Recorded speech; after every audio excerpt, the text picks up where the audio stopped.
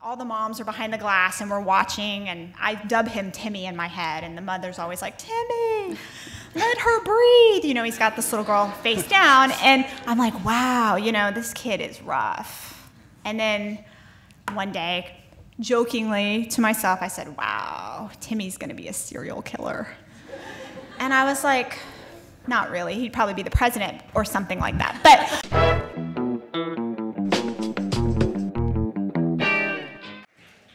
hello. Oh, thank you. You guys.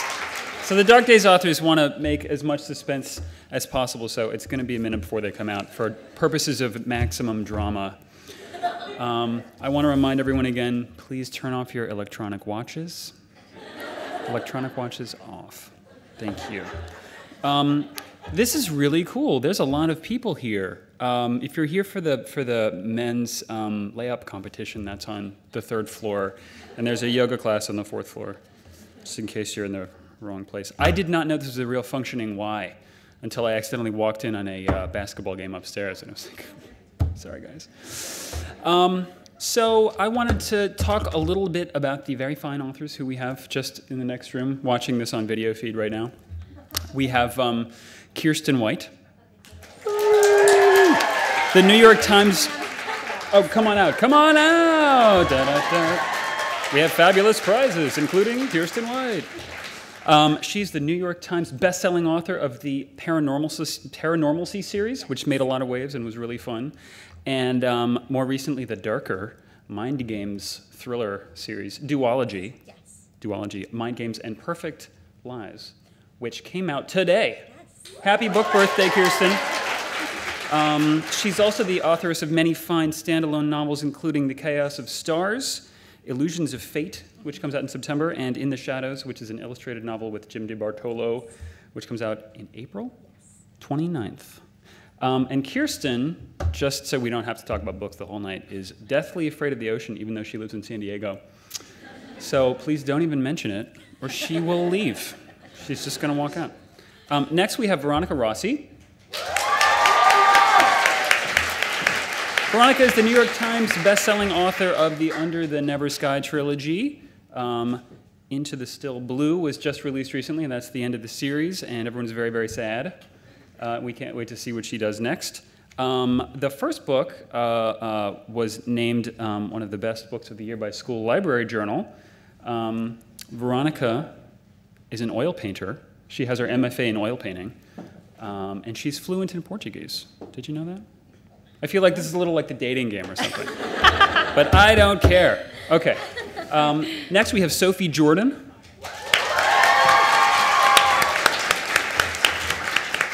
Sophie is the International and New York Times best-selling author of many, many books, including historical romances, yes, some new adult titles, the Firelight series of YA fantasy, urban fantasy. YA, contemporary, fantasy, romance, I could keep going. What's in a name? They're cool. Lots of stuff. They turn into dragons. Yeah. It's amazing. And now, Uninvited, That's a right. futuristic thriller series, which is sort of like The Scarlet Letter meets Minority Report. That's It's it. like the best meets tagline ever. Something you might not know about Sophie is that she's from Texas. She grew up in a pecan farm, and she knows how to drive a tractor, but not very well. She once made her father cry by running over and killing a pecan tree. Yes, this is true. This is true. It's like a death in his family. And finally, we have Miss Tahereh Mafi.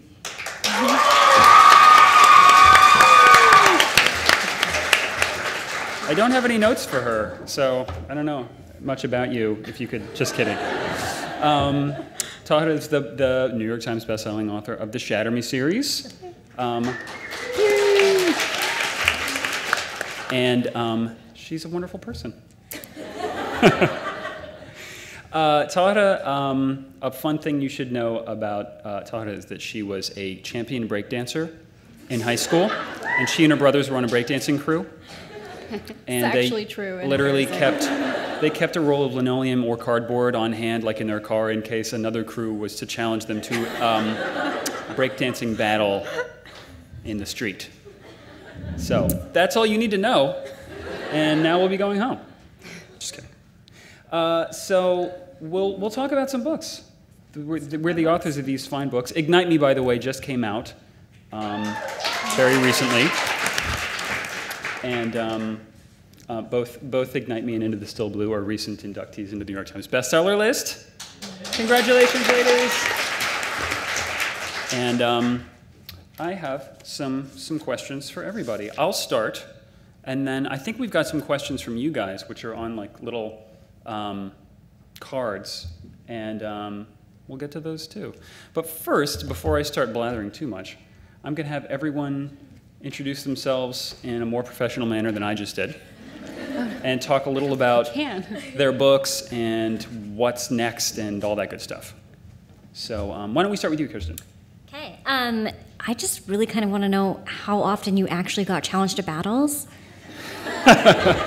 Because I have watched Step Up to the Streets, and I kind of wanted that to be reality, and now in you, I think it is. And it's literally a dream come true. You actually want an answer to this question? This is how I talk about my books. I ask her questions. It did happen a lot. Yeah. Awesome. It did. I was also in a breakdancing club, like at school, and my brothers used to like teach people how to breakdance, and we used to go to like, they're called battles, like b-boy battles and stuff, and we used to like spend all our free time going to breakdancing competitions and watching breakdancing competitions on tape, VHS, like that was a thing. And like over and over and over and over and over again. So that's my next YA book right there. What's coming up, because that's like the best thing I've ever heard in my life. So yeah, hi. I can't see any of you. This is like blinding up here. So I'm just gonna like gaze vacantly out at you in a really creepy fashion. So yes, I have the Paranormalcy trilogy about a teenage girl working for the International Paranormal Containment Agency. I was once asked by a very sincere and sweet woman if that was a real thing, and I said yes. And I'm going to hell for it, but I'm still glad I said yes. Mind Games is a 2-book series, so Mind Games is the first book, and then Perfect Lies is the sequel. No waiting for the 3rd book. Yay. It's about a school for special girls, and a corporation that has discovered that there are psychics and mind readers and empaths among us, and they're the ultimate tools in corporate espionage. So it's 2 sisters who have been sucked into this very dark world and are trying to protect themselves and each other and try and attain a future that one of them can actually see. So it's a little bit darker than the Paranormalcy series. I've always loved the concept of a femme fatale, but I also thought that if you were actually a femme fatale, you probably would not be very psychologically healthy. So yeah, this is the book that each of my sisters independently, and I have 3 of them, as they were reading, texted me that they were kind of scared of me now. And I was like, well, you grew up with me. You should have been scared of me a long time ago. Yeah, so that's that series, out, completely finished now. I have Chaos of the Stars, which is about the modern-day daughter of ancient Egyptian gods, actually set in San Diego. She does not go in the ocean. And then I have Illusions of Fate comes out this fall. It's Cassandra Clare meets Downton Abbey. There is no Thomas, though. I should have written Thomas. He's the best. And O'Brien. He's the guy you love to hate. Yeah. Okay. So yeah, that's what I've got going on. Also, In the Shadows coming on April with artist Jim DiBartolo. So it's a story told in 2 parts, one entirely text and one entirely illustration. I did not help with the illustration because I do not have an MFA in painting. I can draw stick figures. So those are good. I'm feeling. I just want to write books about you guys now. Okay, that's all.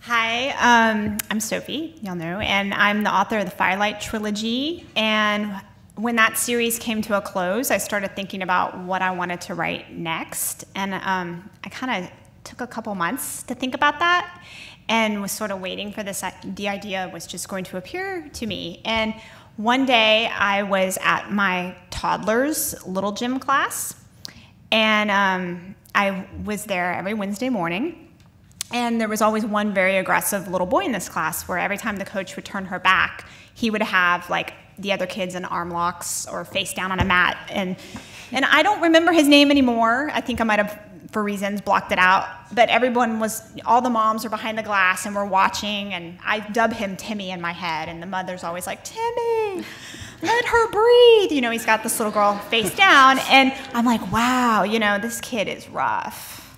And then one day, jokingly to myself, I said, wow, Timmy's gonna be a serial killer. And I was like, not really. He'd probably be the president or something like that. But he could be a serial killer. All psychopaths. You know. And then I thought, and then it just clicked in my head, this idea, you know, I play around a lot. I'm fascinated with that nature and nurture argument, and I watch way too much true crime TV and Criminal Minds and shows like that. And I grabbed my phone and I dialed a writer's friend, and all the moms are sitting here, you know, with concern, still staring at Timmy. And my writer friend answered the phone. I said, listen, there's this girl. And right away, it's like a writer, you know, you're on, we're hearing a story. She's 17, she's great, she's perfect, she comes from a great family, and she's smart, and oh, she's brilliant. She's like a music prodigy, and she has a full ride to Juilliard, and oh, and the world's best boyfriend, because that's part of the whole perfect fantasy thing. And suddenly she's genetically profiled to have a kill gene. She's a killer. They said she could snap at any day, and suddenly everyone's treating her like a criminal and a serial killer, even though she's never hurt a fly and she's never done anything wrong. And then I realized it was really quiet all around me. And all the moms, including Timmy's mom, are looking at me with their jaws. And I said, I'm gonna go take this outside. So that is where the idea for Uninvited came. Davy almost appeared, just like whole in my mind. And from there, I created this, you know, the world that goes with it. It's set in the near future, and we are in an age where genetic profiling is the norm. It's becoming the standard, and go from there. Oh, and there's a romance in there too. There's some kissing, because, you know, that's definitely part of it. A story about a girl with a kill gene. Yeah. I'm so envious because I don't ever get stories like whole. I have to like fight so hard. I don't usually. Oh, it was a rare occasion. I'm Veronica, and I have a son named Timmy. And I don't think we're going to be hanging out very much anymore. So I can't believe you shared that, but he's doing better, you guys. Don't worry about it. President. We need to talk about Timmy. Yeah. He's doing okay. I also feel kind of a little unaccomplished because you guys I'm just realizing how many books you guys have written between the two of you. So I think that's like so amazing. I aspire to do that. I'm like, you know. Well, I'm going to give it up and I start got break 3 dancing. under my belt. Break dancing, but we don't break dance or oil paint. So. I'm Veronica, and I wrote the Under the Never Sky series, and it did not come to me whole. But I very much love sort of the process of creating a story, and I feel like Tahereh and I have toured a bunch of times, so I'm like apologizing to her for hearing this story like for the 20th time. But I love hearing you tell this story. But the story actually came to me in images because I do see story very visually, and so the genesis for the story was actually, I do have 2 sons, not Timmy, but one of them was, I remember a couple years ago, one of them was playing on an iPad, and he had this very, the computer screen glow on your face is very blue and very cold, and he was playing I think he was like Plants vs. Zombies, so he had this like really intense look on his face, and I kind of took a mental snapshot of him, and then a couple days later, we were in the backyard, and we were playing, we'd been playing all day, and we were roasting s'mores, and so my same son had chocolate, like s'mores gunk, like so marshmallow, graham cracker chocolate all over his mouth, and he had this very beautiful firelight glow on his cheeks, and he looked very content and very relaxed. And so it got me thinking a lot about what technology versus like a day spent on, or he didn't spend the day playing Plants vs. Zombies, but just like an intense dose of technology, and then like an intense dose of like real solid outdoor time, and that's really how this series was born. It was just kind of those 2 images became how I built the two societies in the Under the Never Sky series. So Arya, the female protagonist, comes from a technologically advanced world that's very safe. There's no danger. She lives primarily in virtual landscapes. And then Peregrine, who lives in the harsh outer world where there are these very devastating storms, he comes from a world where survival is a day-to-day thing. You're hunting, you're just fighting for your life every day. So that's kind of how this story came about, and I'm going to turn it over to Tahereh.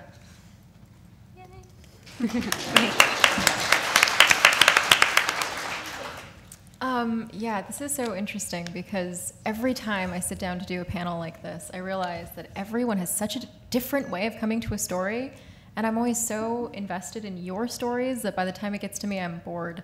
Because I've heard this a million times, and so has Veronica. But so for me, even the Shatter Me series came to me in a slightly different way. I had been writing for a long time, writing and failing, and one day I sat down to work at my computer, and I was just suddenly struck by the image of a girl.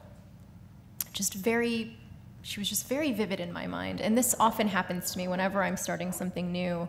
That story begins with the character. It's always the character that drives the story for me. And they either arrive in an image or with a voice, or often both. And in this case, it was both. And it was a girl who was locked into, she was curled into herself in a dark corner, locked up for a crime that she didn't intend to commit. Those were the only things I knew about her.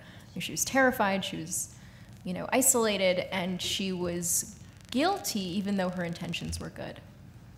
But I didn't know why. I didn't know anything else about her. But she came with this very, very strong voice, like this scattered, broken, skittish creature almost, someone who was on the brink of insanity, who was completely losing their mind. And I just started asking questions. I sat down right then. I opened up a new Word document and I started writing. And the first chapters of Shatter Me, as they are today, are exactly the same as they are in the book right now. And it developed into this story about a girl with a lethal touch living in a dystopian society where the government wants to use her as a weapon in their war. And ultimately, she has to make a choice. Is she going to let them use her as a weapon, or is she going to fight back for the first time in her life and be a warrior? And throughout the course of the trilogy, it becomes a story about a girl determined to find herself and find her voice and the strength to stand up and fight for who she is. And it's come to a close with Ignite Me. And Juliet's all grown up, and I'm really proud of her. And it's been fun. It's been kind of like watching my little sister. I don't have any sisters, so it's been kind of like watching a little sister grow up into a young lady. So it's been a good time.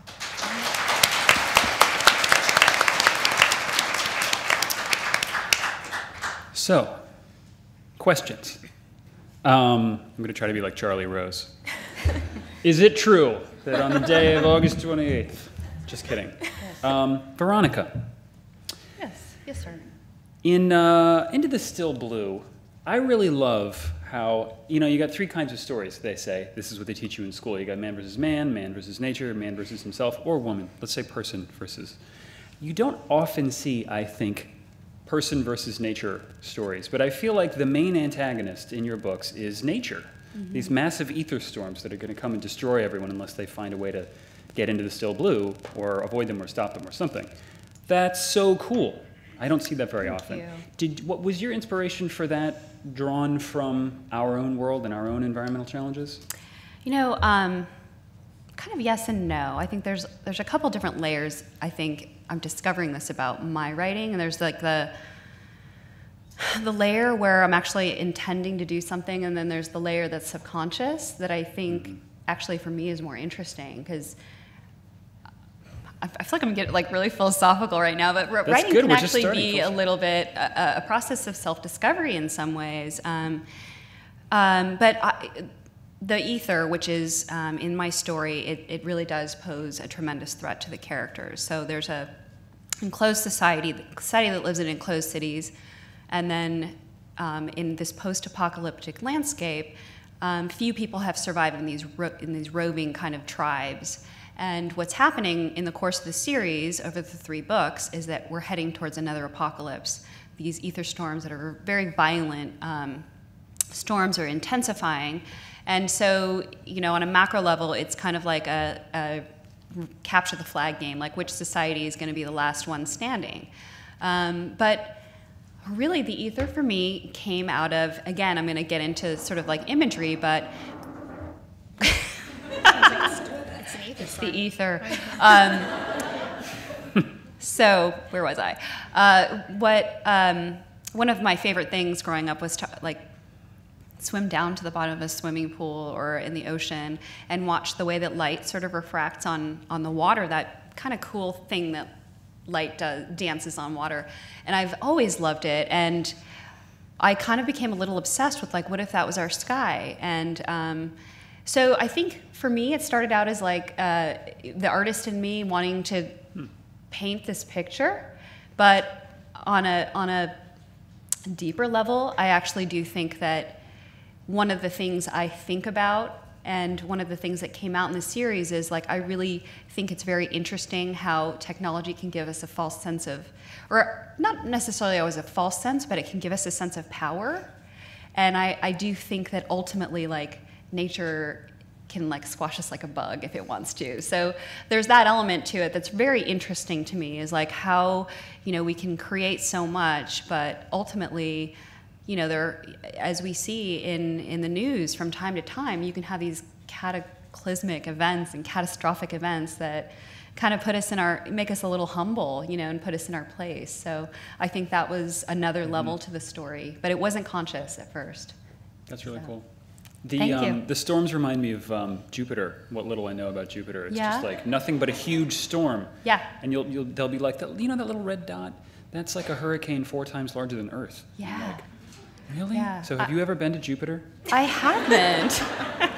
Okay, this is relevant to both of us. We were also Downton Abbey, which we were talking about earlier. The creator of Downton Abbey's father is named Peregrine Edward Lancelot Fellows. Is that where we got the idea to call characters Peregrine? No, not for me. I'm just going for one-word answers now. Peregrine no. took. Maybe. Sophie. Yes. I think the idea behind Uninvited is really interesting and super relevant to our world today, where we are on the brink of technology that can predict so much about who we are and who we might be and what we might die of, and in the case of your book, what we might make other people die of, like murder.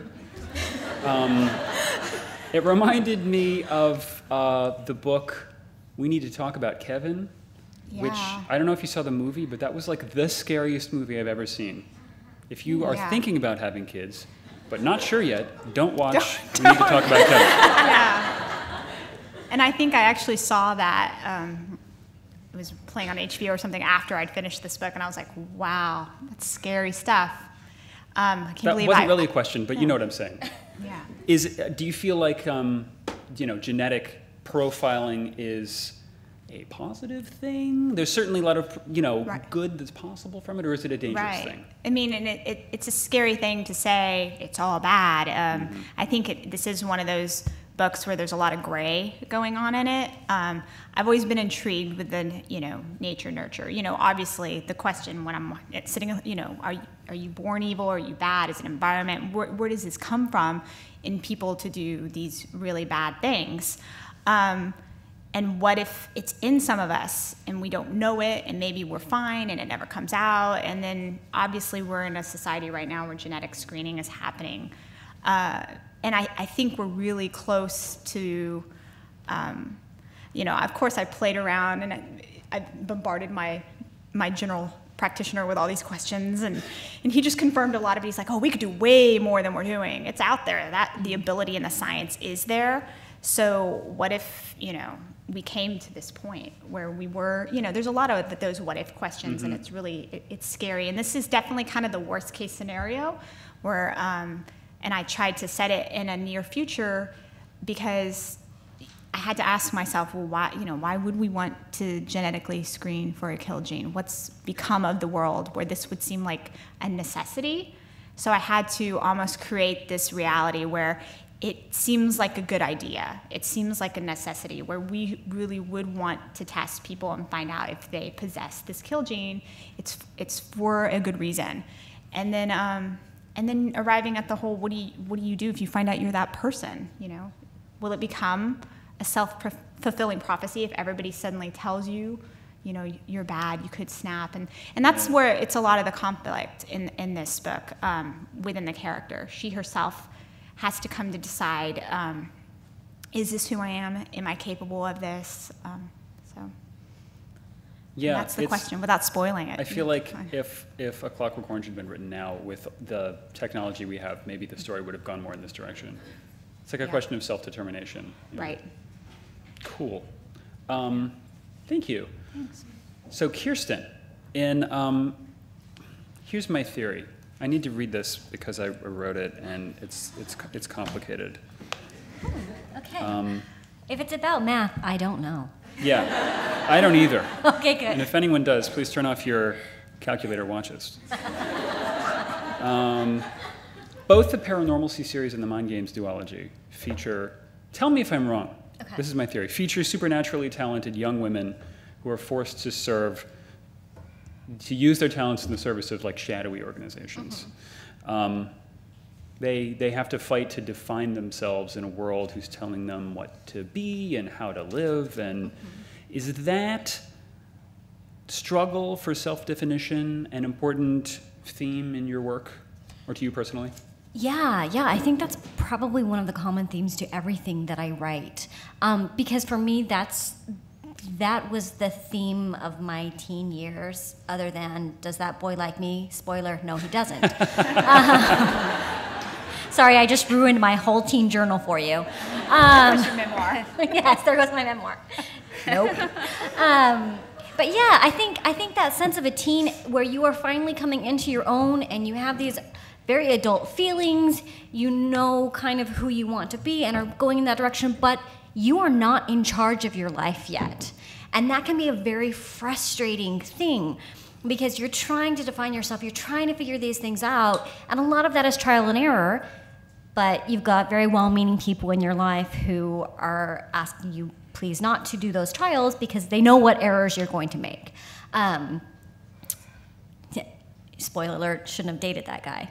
My parents knew, but it was something that I needed to go through. And so for me, yeah, I like to use the sort of science fiction or fantasy elements as metaphor, because I think that's when they're the most powerful is, it's one thing to have creatures in your book, but the creatures need to represent something. They need to function as more than just a plot point in the story. And so for me, yeah, these elements that I have are always a way of exaggerating these very real things that we go through as teenagers. So like in The Chaos of Stars, Isidore is the modern-day daughter of ancient Egyptian gods, and the relationship that's at the core of the novel is the relationship she has with her mother. That's a very difficult relationship because her mother is literally the goddess of motherhood. Right? So if your relationship with your mom is hard, imagine if she's like, well, I'm deity, so, That's how moms are. Anyway. It makes it difficult. They think they know everything. That's what I tell my kids all the time. No. And so yeah, like I love using those elements to kind of bring out these very real teen touch points, but just in a bigger way. Mm-hmm. So when you come home from work at the NSA, how do you hide your telepathy from your family? Well, they think that I work out a lot, which obviously they should know something's up. But Tahereh, one of the things I really love about the Shatter Me books is your use of, you're doing a terrible job, please go. These are reader questions, we'll get to those. One of the things I love about the Shatter Me books that I found so, besides obviously your like writing style and characterization, but the thing that strikes you right away, no pun intended, is the strike-throughs that you use, where, in Shatter Me, Juliet has spent a lot of time in solitary confinement and she's kind of going nuts, and it's a first-person story, it's told from her, perspective, and her thoughts are jumbled and there's strike-throughs and it's really crazy. In Unravel Me, there are very few. There are still some, but far fewer strike-throughs. And in Ignite Me, there are none at all. So can you talk about Juliet's character development as it relates to the strike-throughs? Yeah, I think you kind of just touched on that. The writing was always supposed to be a visual representation of her mental health, basically. In the first book, she has almost completely lost touch with humanity, with herself, and she is struggling to believe that she is a human being, actually, because everyone's been telling her that she's a monster. And she's sort of reverted, she's gone so far back into her own mind that she can't think straight or see straight. She doesn't quite know how to communicate with people, and she doubts herself, she doubts her own feelings, because she thinks she's not a terrible person, but everyone else is telling her that she's a terrible person. She's committed this terrible crime, and so what's real and what's not, and why would everyone have forsaken her if she were not, someone that wasn't worth saving? And the writing reflects that. It's often disjointed and repetitive. She's got an obsession with words and numbers. She counts things to keep track of time and space, and she's quite literally like this fractured person who is struggling to grab onto reality. And as she stands up metaphorically for herself, and as she comes into herself as a young lady and learns to speak out and not apologize for who she is, the writing sort of relaxes alongside her.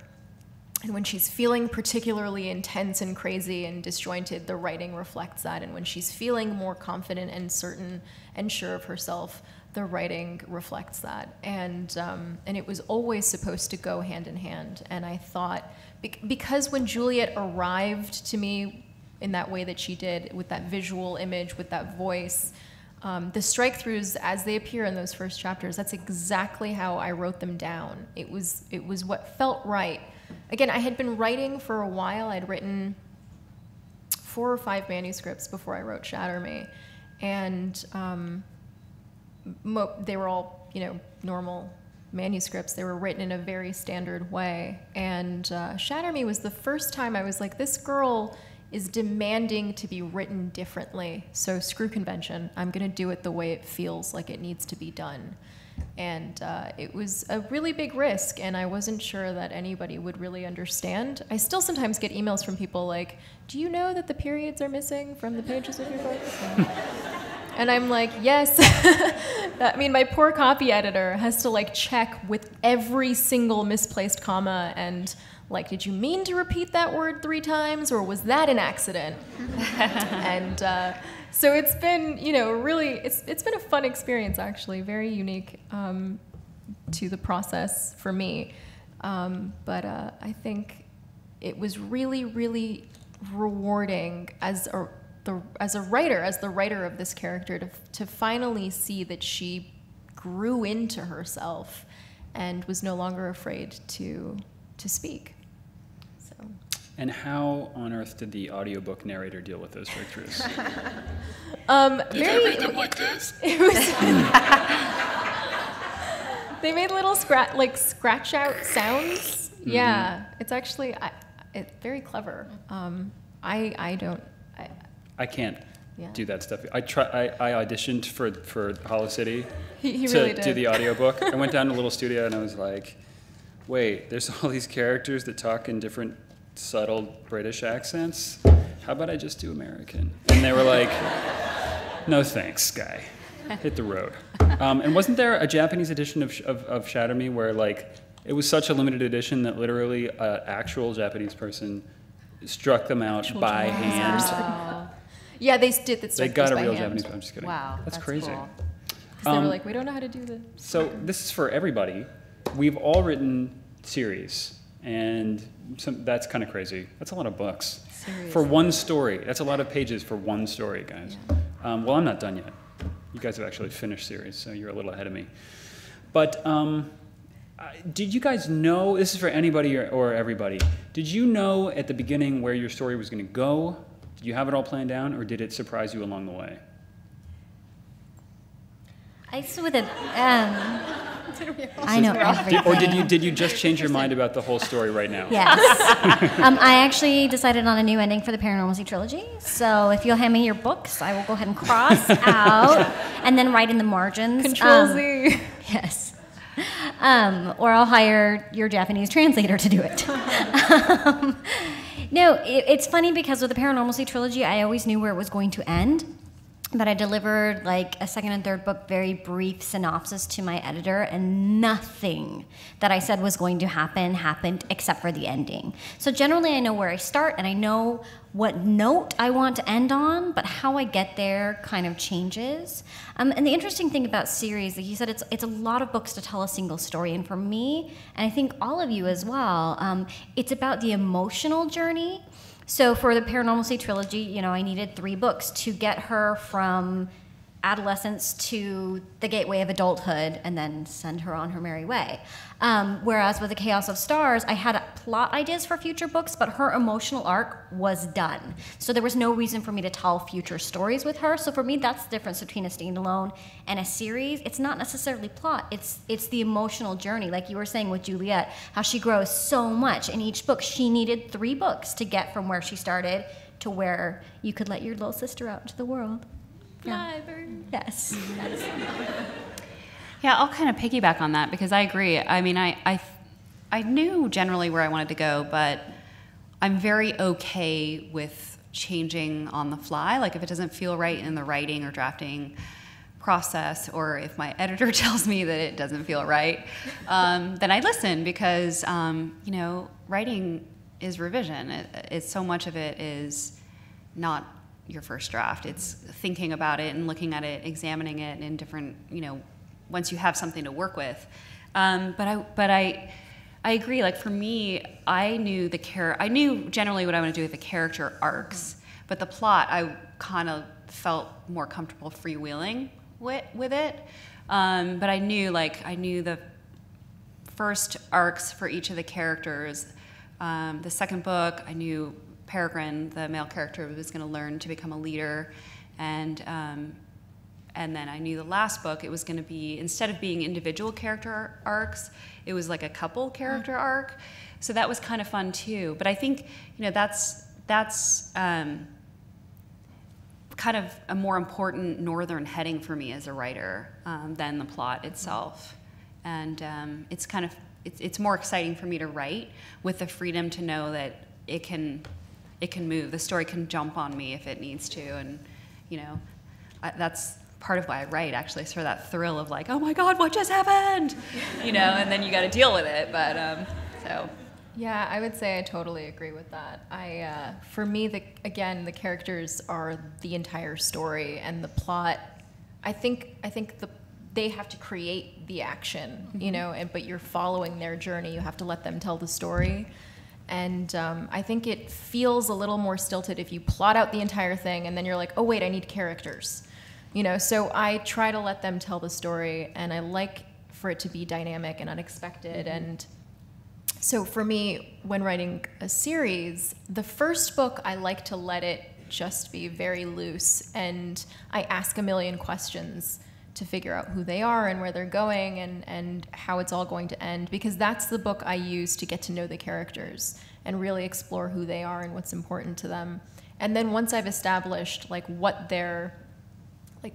is the most important thing to you? What would it kill you to lose? What would destroy you if this happened? Those kinds of things, like to really, really understand who they are. Then I know what's going to happen, what has to happen. What to do to them. Yeah, then how things have to play out for the most part. But again, like plot points, those, I like to keep it a little fluid because you want to have a little fun while you're writing and be surprised and have things be unexpected. But I knew where things were going to go after I finished the first book, and I was like, this is what needs to happen. I'm not exactly sure what all the pieces are and how it's all going to come together, but this is where it needs to go. Yeah. Wow. I'm absorbing what everyone's saying. This is all good stuff. I need to be taking notes. Uninvited is the first book. I just finished actually the sequel as I'm sitting up here. So all congratulations. Thank you. I just finished my 5th revision of it, and I think I've seen preliminary covers. It's all very exciting. And I felt like I knew Davy and where she was going in the first book. And I think in my second or third revision pass of Uninvited, I had that same moment where I said, what's the worst thing that can happen to her, that she's been avoiding and she's the most terrified of, and the thing that can never happen to your character. You have to put them there, you have to push them there for their growth and to see how they're going to react. So that, I definitely did a crazy thing and a twist. And then I finished this book, and then I sat down to start book 2, thinking I was totally going to go one direction. I'd had that outline that I turned in. I'd had those conversations with my editor, and then it was one of those moments where I was typing an email to let her know I've totally changed my mind. And I was like, I better call her. I better pick up the phone and break the news that book 2 is going in an entirely different direction from what I had planned when I originally came up with a concept for the 2 books. So a lot of surprises in book 2, and it's so many surprises, in fact, where I'm not even sure how they're going to write the back cover copy for it. It's going to be a twist, and less surprises in Firelight. In the Firelight trilogy, I felt like I had a sense of each one of those arcs for the 3 books. So this one's been a surprise, and I just think that goes to maybe the nature of the book, the character. She's so out of control in this world. She has no control over herself and the world and what the world is doing to her, that I had less control, too, of the plot. Do you guys, you all know about social media. It exists. To quote my husband, you tweeted 45,000 times. No? They should not show that. They shouldn't show that. I know, I wish they wouldn't. It's so embarrassing. You can't change that either. It's a permanent right. They're all It's in the like Library right of up there, Congress how many now. boys you've ever kissed. Anything you Right tweet there. is forever enshrined. Kids, with your YouTube videos of whatever, be careful. It's like getting a bad tattoo when you're younger. It's not going to go away. Also, you get old and fat, and then it's just not good with the tattoos. So I like how you gestured to yourself when you said that. Because, I'm getting fat. Seriously. Look, we're off topic now, and it's your fault. So early on, an agent told me, don't read your reviews on Amazon. Don't read your reviews on Goodreads. There's a site called Bad Reads. Do not go there. Just kidding. I hope there's no site called Bad Reads. But it's really hard to avoid. Like, people send you stuff, they tweet things at you. They're like, here's a review, there's a review, here's some advice. I'm going to send you a letter with advice. I got a letter the other day that was like, here is an idea that will get you a lot more money. Do not kill off your main characters in the book. That was the whole letter. Thank you. So we got a lot of suggestions via readers and reviews and whatever. As you were, in the process of writing your series, have any of this vast amount of input, has any of it ever changed the direction of your book even a little? Have you thought, that's a good idea, or I didn't think about that? I think the problem with that is usually when the book is out, you've already written the I sequel. know, it's sort of like, well. Yeah. That book's the sequel, it's done, and you really wanted to see more of that character or not of that character, or oops. Yeah, or I've seen somebody, and this is always stuck in my head, and it's inappropriate, I apologize in advance, I didn't write it. Somebody said, yeah, right, if Evie was living on her own, her and Len would be doing it like bunnies. And I was like, you are welcome to write the fan fiction, but that's not going in my book. So yeah, people bring their opinions in, but usually you're like so far into the series that it really can't influence it. You guys hit your deadlines. Yeah. I have lots of time to take in reader feedback. No, I think that would be like kind of tragic, actually, is to like abandon your idea. Try to make everyone happy. Yeah, you can't make everybody happy. You just can't. So. No comment. I know. We can try, but. Yeah, I actually one time sat down. This was a very bad idea. I do not recommend it. I sat down and I read like all of the bad reviews. Oh, I remember. Like all at the same time. Yeah, I was just like, I'm just gonna do it. I'm just gonna take it. I'm just gonna like embrace this because you know what? Like I should know. Like I should, you know, like you put your work out there. Like everyone has their own. Everyone has a right to say what they feel. Like you know what it's like to be a reader and hate something. Of course I do. So I was like, I'm gonna take it. Take it like a man or a woman or whatever person. A person. And take it like a You're a person. lady. take it like a person. Yeah. You're a woman. You can say lady. Like, whatever. Anyway. Yeah, okay. So it was a very bad idea. I remember afterward, I just sort of, like, the more I read, the more, like, limp I became. I swear to God, like, I was just sitting there by the end of it like this. Like, I felt like I had been run over by, like a tractor trailer, like, just... And it was just like the most extraordinary feeling. Like I will never forget it. It just like flattened me. And I was like, I was not ready for that. I am not man enough for this. And I have like never done that ever since. It was a terrible idea. So, and I didn't get any good advice, which is I think what I was hoping for. Yeah. So. It doesn't get any easier either. No. I used to think that I No. could cure my fear of heights by like jumping out of airplanes and stuff. No, it doesn't help. And neither does reading 1-star reviews on Amazon. Yeah, I thought it was like exposure therapy, you know, but like if you doesn't throw help. me into a vat of spiders, that will not make it better. Yeah. But I think in order to really have that creative energy too, you can't have those other voices in your head. Yeah. Because the negative voices always stick out the longest. I cannot tell you a single line of praise from a review, but I can tell you several very well written, very mean lines that, you know, those are the ones that stick. And you can't have those voices in your head and be creative at the same time. So yeah, no, I've never felt like that was something that you could engage with and still write with creative integrity. I'm just going to dedicate my next book to the haters. Yes. I'm just kidding. We love you guys. Reader question. Why do you guys think love triangles have become so prevalent in stories today? Stories, film, theater. I think they've been around forever. Arthur, Lancelot, Guinevere, they've been rocking that for a long time. Yeah. Like, it's not new. And when you're writing a series or a trilogy, it's sort of a very epic story. It's nice to have, you know, and maybe realistic and plausible that there could be more than one love interest. Maybe two. It was the brilliant Carrie Ryan, who wrote the Forest of Hands and Teeth series, and she said that a love triangle is not about choosing between the two guys or the two girls.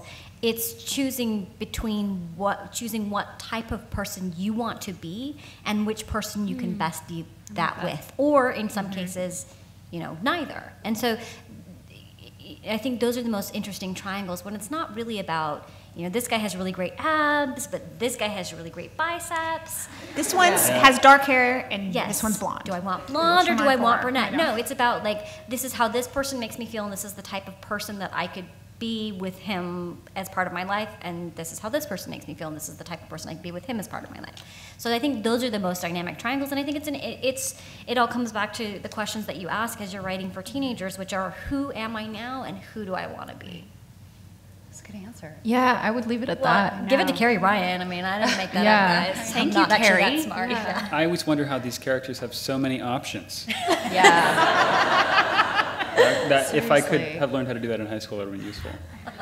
I was But I like you, think- Kiersten. Yeah. I was gonna say, like, even like the imaginary like love, like I remember keeping a journal in high school. Like I had this like fat composition book. Like I didn't mess around. I didn't have a fancy journal. I just had like a composition book, and I kept like pasting extra pages into the back of it so I could keep writing. One day, my mom cleaned my room.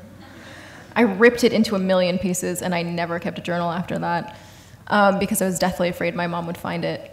So anyway, I remember one time I was like in class and I was like, at 3 o'clock, most beautiful boy I have ever seen. Like actively, like live tweeting my life. It was, you know, like and I was like, he will never know that I exist. And he never did. And, but you know, like even then I had so many options. You know, it was like, well, which one? And it was like, well, what about this? And you're like in your fantasy life, like, well, you know, I guess I would turn him down if the other one came along. Or, you know, it's like sometimes you just sort of fantasize like, well, what would my life be like with that person? Or what would my life be like with that person? Who would I be if I were with that kind of person? What would it take to be with that kind of person? And what does that even mean when you're asking yourself those kinds of questions? So even if sometimes, like, I actually think it seems, it depends on the person. I actually knew people in high school who were together like those 4 years and were the kids who like everyone thought was going to get married and stay together forever.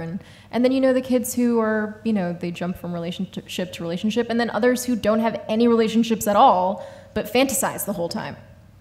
And you know, and so that's kind of like, it's like you're exploring these different options about like who you could be and what's out there. And I think fiction is often an exploration of reality, you know, but you have the license to explore these many different avenues and within the safety of fiction. And so you can have a lot of fun with it and ask questions that you might not have in real life. Maybe I'm just blanking here, but can you guys think of any examples of love triangle where it's a guy choosing between two girls?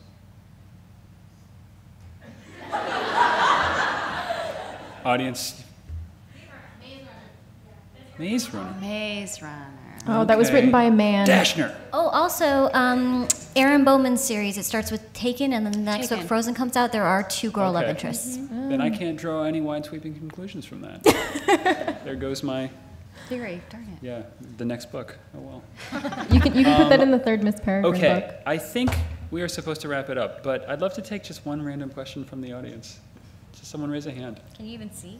Yeah, I don't know if you can. I see a hand back there. I can see. Yeah. Whoa, there's people. Hi guys. Let's see. What's up, everyone? You there? You have your hand way up. Yes. Okay, so a lot of books are coming out with movies and TV shows. If you had a choice to pick who would play the main character in any of your books, who would it be? James Earl Jones, always for every role. Me too. Right? That's pretty good. Yeah. I like that. Yeah, I do that. Oh my gosh. Justin Bieber As Juliet? as Juliet, He obviously. would be amazing. And I'll my have to bail mom him out would of jail play before you can Warner. cast him.